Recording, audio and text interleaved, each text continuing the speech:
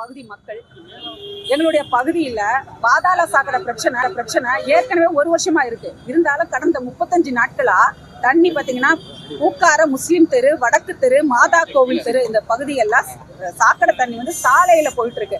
இது தொடர்பா நடவடிக்கை எடுக்க சொல்லி போன கவுன்சில் மீட்டிங்லயும் சரி, இடையில கமிஷனரையும் அது சம்பந்தமான AW AE ரமேஷ் சார் எல்லாரையும் பார்த்து தகவல் சொல்லிட்டார்.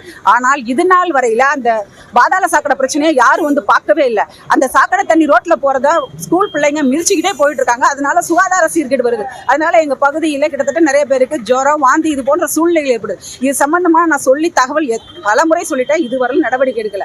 இது மட்டும் கிடையாதுங்க. தூய்மை பணியாளர்கள் வேலை பார்க்க வர்றாங்க, வண்டி கிடையாது. ஒரு வண்டியை வச்சுட்டு அவங்க எப்படி வேலை பார்க்க முடியும்? தூய்மை பார்த்தீங்கன்னா குப்பை அள்ளுறதுக்கும் பிரச்சனையா இருக்கு, அதுக்கு வண்டி கிடையாது. அதுபோல பாதாள சாக்கடைக்கு 51 வார்டுக்கும் ஒரே ஒரு வண்டி தான் இருக்கு. அந்த ஒரு வண்டியை வச்சுட்டு தான் ஒர்க் பண்ணணுங்கிறாங்க. அந்த ஒரு வண்டி எங்க எப்ப கேட்டாலும் அந்த வார்டுல இருக்கு, கேட்டா திமுக வார்டுல ஏதாவது ஒரு வார்டு சொல்லுவாங்க, அந்த வார்டுல இருக்கு இந்த வார்டுல இருக்குன்னு சொல்லி பாதாள சாக்கடைக்கு வேலை பார்க்க வரதே இல்லை. இந்த சாக்கடை தண்ணி என்ன ஆகுதுன்னா கடைசியில குடிநீர் குழாய் பக்கத்துல இருக்கு, அங்க போய் கலந்துருது. அதுல குடிநீர் அதுதான் குடிக்கிறாங்க. அந்த சாக்கடை தண்ணி அது உள்ளே போகும்போது என்ன ஆகும்? அதை குடிக்கிறவங்களுக்கு அதுவும் பிரச்சனை வருது. ஒட்டுமொத்தமா எங்க பகுதியில இருக்கிற பாதாள சாக்கடையோ, குடிநீர் பிரச்சனையோ, குப்பை பிரச்சனையோ, எந்த பிரச்சனையும் இந்த மாநகராட்சி கண்டுகொள்ளவே இல்லை.